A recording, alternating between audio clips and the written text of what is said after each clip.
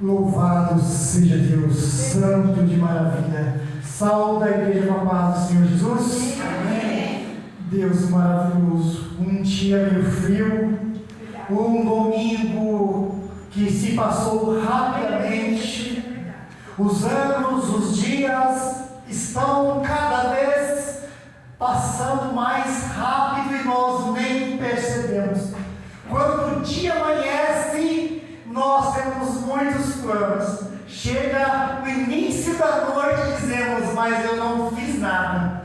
Deus está encurtando os dias na face da terra, preparando o caminho da vinda do seu Filho. E se não tomarmos cuidado, iremos passar despercebidos. Louvado seja Deus. Antes do início da palavra, eu quero pedir aos irmãos, como os irmãos sabem, na maioria dos domingos é feita a gravação da pregação da palavra de Deus, e essa pregação não é para a minha exaltação, nem para a exaltação da pastora ou de ninguém, mas simplesmente para que essa palavra possa chegar a outras pessoas, a esse meio. Peço que, se os irmãos puderem acessar o nosso canal, curtir, comentar, compartilhar no seu Facebook, no seu WhatsApp, no seu Instagram. Às vezes você acha, essa palavra não tem nada para mim, mas de repente possa chegar para outra pessoa de uma outra cidade, de um outro estado, porque quem vai crescer não sou eu, mas sim o ministério. O ministério crescendo, os irmãos e as irmãs vão crescer, porque você está compartilhando a palavra de Deus. Antigamente, a palavra de Deus era de boca a boca, cidade a cidade. Os apóstolos de Jesus, eles andavam dias, horas e noites para levar a palavra. Hoje nós temos o acesso da internet. Então, às vezes, tem uma pessoa esperando do outro lado, pronto para se matar, pronto para tomar um remédio, pronto para se suicidar. De repente, uma palavra que chega para ela, ela vai dizer: Deus verdadeiramente falou comigo com aquilo que eu estava pensando. Abram as vossas Bíblias no livro do salmista Davi. Louvado seja Deus. Glórias a Deus.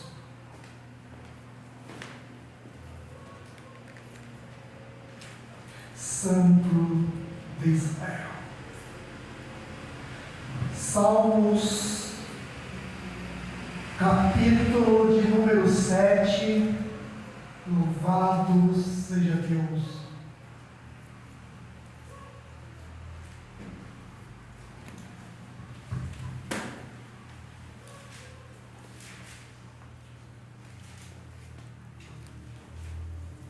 Salmos de número 7. Quem encontrou, diga amém. Amém. Quem está procurando misericórdia, louvado seja Deus.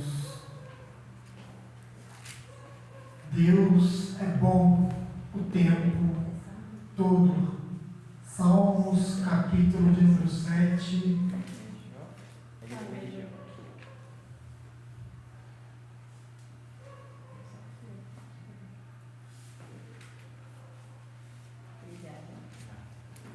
Amém? Salmos, capítulo de número 7, que diz assim: Ó Senhor, meu Deus, em Ti eu ponho a minha confiança. Salva-me de todos aqueles que me perseguem e livra-me, para que ele não rasgue minha alma como leão, dilacerando-a em pedaços, enquanto não há ninguém para me livrar.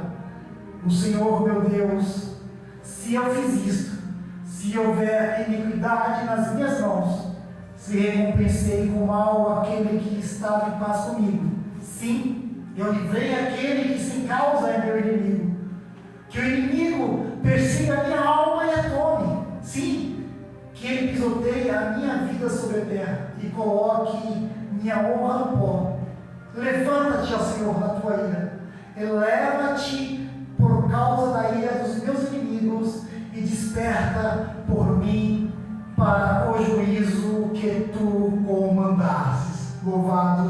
somente esses versículos, podem se assentar. Louvado seja Deus.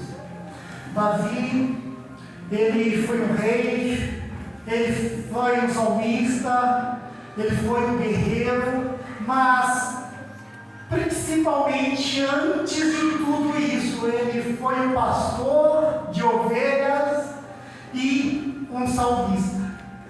Davi, quando ele cuidava das ovelhas de seu pai, e que ele tinha tempo, quando ele via que todas as suas ovelhas já estavam juntas, sem ter que procurar por uma ou outra que se desgarrou, ele tirava um tempo e começava a cantar, a tocar a sua harpa, porque ele era um arpista.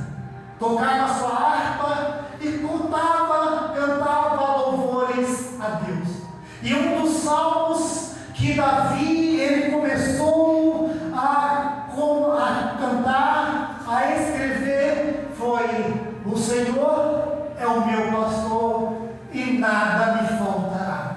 Muitas pessoas acham que esse foi o Salmos 23, o Salmos 40, não tem uma ordem cronológica, mas um dos salmos que ele cantava: o Senhor é meu pastor e nada me faltará, porque independente se ele estava no alto de uma montanha, aonde o seu pai e sua mãe dissessem: olha, você não tem nada para fazer, como seus irmãos são homens de guerra, fortes, estão servindo ao rei, para que você não fique aqui, pegue as ovelhas do seu pai e vai levar ele para o pasto, vai levar para comer, vai cuidar deles, para que você não fique aqui. Mas uma das intenções de seu pai era mandar Davi para longe, para que ninguém pudesse ver. Mas, pastor Márcio, por que você fala que o pai de Davi mandava ele para longe, para que ninguém pudesse ver? Porque Davi, embora a Bíblia descreva que ele fosse um jovem de boa aparência, ruivo, porém ele continha sardas, diferente de seus irmãos. Ele era mais baixinho, ele era mais mirradinho, não era forte nem alto, e provavelmente isso seria uma das vergonhas de seu pai, querendo que ele se escondesse em algum lugar. Mas para Davi estava tudo bem, porque para ele amava o pai dele, ele amava os irmãos, ele não tinha aquele olhar de ódio, aquele olhar diferente, mas ele tinha um olhar de amor e de misericórdia. E foi uma das coisas, das atenções que chamaram a Deus, é um olhar de amor e de misericórdia, independente se alguém está te perseguindo, se alguém está te caluniando, se alguém está tentando contra a sua vida ou contra as coisas que você tem. Se alguém está tentando derrubar você de uma empresa, ou te caluniar, difamar o seu nome, ou onde quer que você esteja, se você tiver um olhar de misericórdia, um olhar de amor e dizer: Senhor, abençoa, independente de qualquer coisa, abençoa essa pessoa que está me perseguindo e me caluniando, porque eu sei que a minha luta não é contra a carne nem contra o sangue, mas sim contra os principados, contra as potestades, contra os príncipes desse século. E o inimigo, ele vai entrar na vida das pessoas para poder causar inveja. De repente a pessoa é sua amiga, sua colega, sua companheira, e de um dia para o outro acorda dizendo: eu estou com raiva de você, eu não sei porquê, mas eu estou te olhando diferente. Isso é o olhar do inimigo sobre a sua vida. Louvado seja Deus. Davi tomava conta, louvado seja Deus, das ovelhas do seu pai, e tinha a canção, a música, a adoração a seu favor. Independente de qualquer coisa, se ele estava sozinho, ele louvava e cantava. Se as ovelhas sumiam, ele começava a louvar a Deus, pedindo ajuda e auxílio para que Deus colocasse as ovelhas na sua frente. Se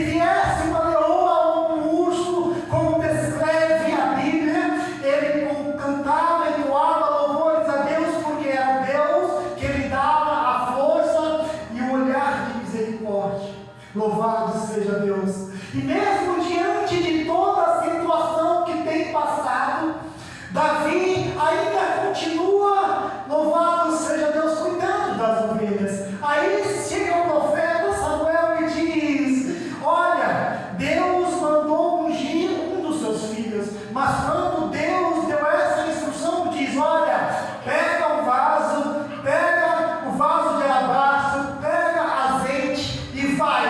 Pelo caminho não saúda ninguém, não fale com ninguém, não diga para ninguém qual é a sua causa, simplesmente vai.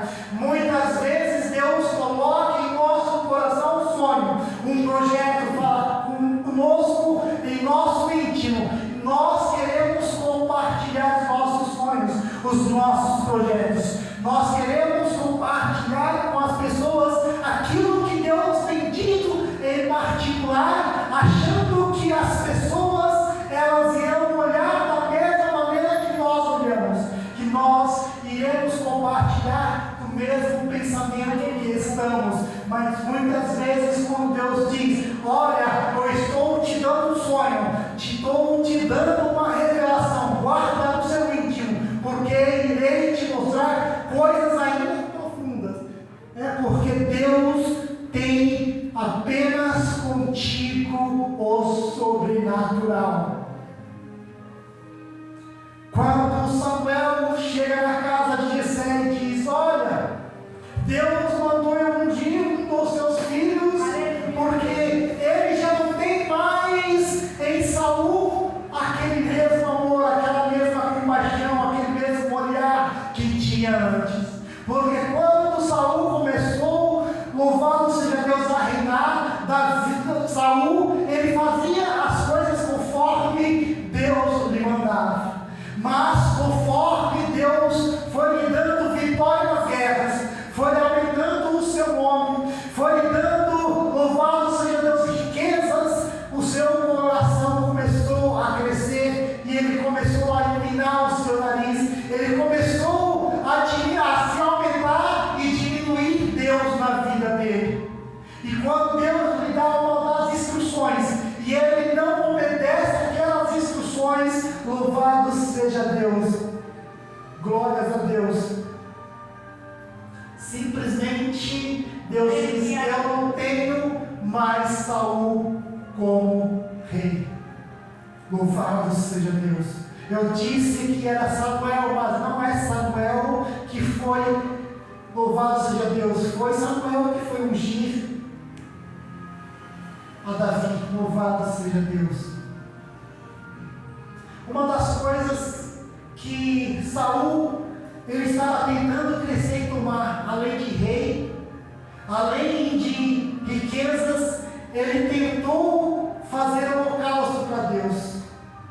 Ele simplesmente olhou assim e falou assim: eu vou oferecer um holocausto porque o profeta não chegou ainda e eu quero ir para a guerra. E Deus tinha dado uma ordem para ele: aguarde o profeta chegar, que ele vai oferecer sacrifícios e eu vou dar a instrução. E ele quis passar por cima. E quando ele passa por cima, Deus diz: eu não tenho mais ele como rei. Então, mais para frente, depois de já ungido, depois de ser ungido rei, Davi volta para a sua vida normal, como antes ele fazia, vai cuidar das ovelhas. E um certo dia, está lá o povo de Israel no vale, e lá embaixo estavam os filisteus, e tinha lá um gigante, um homem muito alto, muito forte, que já tinha matado muitos. Aqueles homens de guerra de Deus tinha simplesmente colocado temor no coração e ficaram com medo de um homem. E ninguém queria descer para aquele local. E aí simplesmente eles ficaram lá em cima, e aquele homem lá embaixo, aquele gigante, aquele soldado começou a gritar: não tem ninguém que vai vir me enfrentar, não tem ninguém corajoso. Então o pai de Davi diz: olha, aqui tem a comida dos seus irmãos, leva para eles, porque eu não tive tempo de levar, e nem eles vieram buscar. Davi pega aquelas marmitas contente, feliz, e diz: eu vou ver, meus irmãos, assim eu vou ter notícia de como está o andar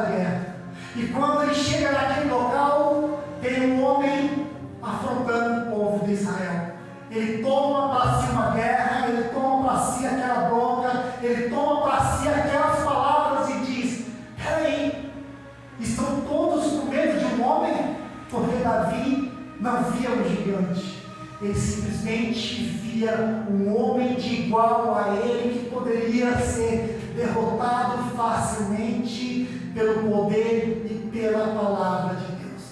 Muitas vezes nós temos medo da nossa situação.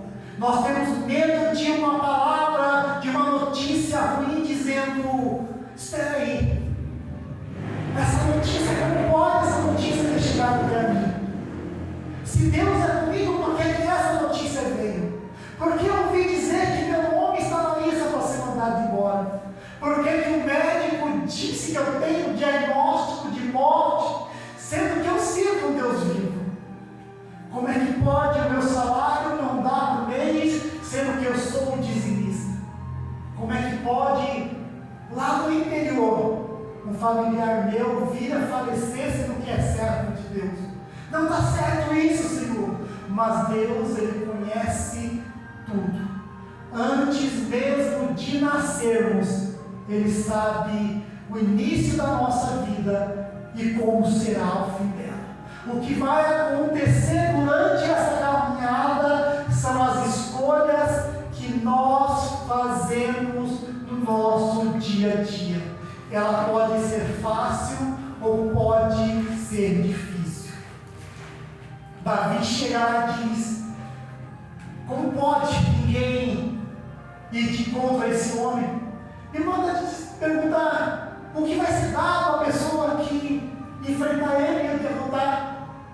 E aí alguém diz: olha, vai ser dado a filha do rei Saul como esposa. Então, mais alguma coisa? Davi queria algo mais que pudesse ser bom para ele e para a família. Olha, vai ser dado para a família a isenção do imposto, que para nós é chamado de imposto de renda. E Davi se alegrou porque sabia que o pai não tinha muito, e conforme ia passando o tempo, Saul sempre aumentava os impostos, e aquilo lhe agradou. E ele falou assim: pode dizer para Saul que eu vou pelejar contra. Mas aí, quando todos olham para Saul, para Davi, olha para Saul e diz: é ele que vai contra o gigante? É ele que vai nos ajudar? Eu não sei qual foi a atitude daqueles soldados, daquelas pessoas que estão em volta. De repente alguém dobrou o joelho e disse: Senhor, tem misericórdia da minha alma, porque eu vou obedecer. Outro disse: Senhor, e agora o que eu vou fazer? Porque ele vai afrontar ainda mais o gigante. Como nós diríamos no nosso dia, cutucou a cobra com vara curta, o que vai ser da nossa vida. Enquanto aquelas pessoas começavam a zombar de Davi, dizendo que ele não tinha condição, Davi não dava vida para aquilo, porque Davi sabia e cria num Deus que fez coisas grandes e que ele viu acontecer. Davi vai até aquele local, mata o gigante com a sua própria espada, arranca-lhe a cabeça e traz como prêmio. Os filisteus fogem. O povo de Israel começa agora a gritar e a cantar: Davi, Davi. Aí chega o jardim, as pessoas começam a dizer: Saul matou milhares, mas Davi matou 10 milhares de milhares. E Saul já tinha mandado Davi ficar em sua tenda, tocando a sua harpa, porque um espírito ruim se apoderava de Saul e aquilo lhe atormentava. E quando Davi tocava a sua harpa e começava a cantar, a louvar a Deus, aquele espírito ia embora e começava a se acalmar. Mas em determinado momento subiu uma ira ainda mais de Saul e ele quis atentar sobre a vida de Davi, jogando-lhe a lança para lhe matar. Aí ele começa a olhar aquilo e diz: por que jogou aquilo? E Saul, com artimanha, diz: não, foi sem querer, não foi contra você não. As pessoas, muitas vezes, elas têm essas manias: tentar contra nós, falando mal, tentar tirar nosso cargo, nosso emprego, nossa felicidade, principalmente de conquista. Quando conquistamos alguma coisa, alguém chega e diz: olha, por que você comprou isso? Por que você comprou aquilo? Não é bom não, eu já ouvi pessoas dizer que não é bom. Você compra um carro, você se alegra com o carro, tem pessoas dizendo: olha, por que você comprou esse carro? Eu já vi muitas pessoas dizendo que tem problema, que é difícil de vender, que cai no preço da tabela, mas somente Deus sabe que o seu sonho era ter aquele carro. E aquilo que era alegria começa a se transformar em tristeza, porque as pessoas vêm trazer desânimo. Saúl chega a dizer: não foi para te matar, eu fui jogar contra uma mosca, eu joguei para ver se a menina era boa, tentou enganar Davi. Mas pela segunda vez, novamente, Saúl tenta matar a Davi. Davi é obrigado a fugir. E quando ele começa a compor esse salmo, ele diz: Senhor, meu Deus, em ti eu ponho a minha confiança. Salva-me, livra-me de todos os que me perseguem. Porque Davi ele tinha feito bem. Davi ele tinha ido até lá, tomado uma guerra que não era para ele. Ele matou o gigante, livrou o povo de Israel. Ele ficou na tenda e toda vez que era chamado, ele ia lá e quando cantava, ele tocava, ele acalmava o coração de Saúl. Toda vez que Saúl dizia: olha, vem comigo para a guerra, porque você pode tocar, eu posso me acalmar, eu sei que o Espírito de Deus está com você. Então Davi se prontificava a ir até Saúl e fazer aquilo que ele pedia ou mandava. Só que os anos começam a passar e ele começa a ver de que aquela ira de Saúl não passa. Que Saúl toda vez ele tenta matar e começa a perseguir a Davi. E ele se vê obrigado a fugir, a se esconder. E certa vez ele começa a fugir e vai parar na cidade, no acampamento dos filisteus. E quando as pessoas ali começam a ver: olha, é Davi começa a se fazer de louco. Ele deixa a saliva se derramar sobre a barba, se finge de louco, porque ele sabia que se ele se mostrasse são, ele ia morrer pelas mãos dos filisteus. Os filisteus olham e dizem: esse homem está louco, perdeu o juízo da cabeça. Mas em tudo Deus dá uma estratégia. E se Davi tivesse entrado lá de peito aberto, cabeça erguida, com a lança na mão, dizer: eu vou matar vocês, ou me dar refúgio, será que os filisteus não teriam matado ele? Deus nos dá estratégia até contra nossos inimigos. Muitas vezes Deus diz: é hora de falar, mas tem hora que Deus diz: é hora de se calar. Deus diz: é hora de se acalmar, mas também Deus diz: é hora de agir. O problema é quando Deus diz: não, você não vai fazer isso. É porque Deus diz: olha, não é para você fazer isso nem fazer aquilo. Mas quando Deus diz: espera, é porque ainda tem bênçãos e sonhos para ser realizados. Mas imagine, você tem um sonho, você tem um projeto, e de repente Deus diz: não, eu não tenho esse sonho, esse projeto para você. O que você faria? Tentaria conquistar esse sonho, esse projeto, mesmo que Deus diz não? Ou você diria: Senhor, moçadas, faz segundo o que eu queria, a tua vontade, porque o Senhor sabe o que é bom. Davi continua fugindo e se escondendo. Em certo momento ele vai para uma caverna, onde essa caverna só tem bandidos, só tem doentes, leprosos, pessoas renegadas pela sociedade, pessoas que as pessoas expulsaram de seu convívio porque fizeram alguma coisa, simplesmente porque pegaram um furúnculo na perna, dizendo: é contagioso, vai contagiar uma cidade inteira. Pessoas excluídas pela sociedade. Foram pessoas que Davi e Deus levantou naquele local para ajudar a Davi durante a sua caminhada e a sua guerra. Muitas vezes Deus vai levantar pessoas no nosso meio que não tem condição nenhuma financeira, mas tem muita coragem e muita busca para poder dobrar o joelho e orar a Deus comigo e com você. Mas aí você diz: Senhor, eu precisava de alguém que tivesse financeiramente bom. Mas e se Deus colocou alguém do seu lado que não esteja bem financeiramente, mas que seja levantada com o mesmo propósito com você, para crescer juntos e ambos continuarem na mesma caminhada? Quando Davi começou a fugir, Davi estava sozinho. Davi não levou com ele soldados, Davi não levou com deu para ele. Davi simplesmente saiu sozinho, ajudado por Jonatas, pelo filho de Saul. E passa os anos, passa o tempo, e Davi começa a se lembrar disso. E certa vez ele está lá no seu palácio, no seu banquete, comendo, bebendo, e aí ele começa a se lembrar, porque Deus o faz lembrar de Jonatas. E ele lembra que Jonatas teve um filho, e que esse filho se perdeu quando todo mundo naquele tempo foi morto. E ele manda perguntar: por acaso alguém da geração de Saul, de Jonatas, vive? Aí alguém responde: sim, tem um que ainda vive, mas vive na cidade de Lodebar.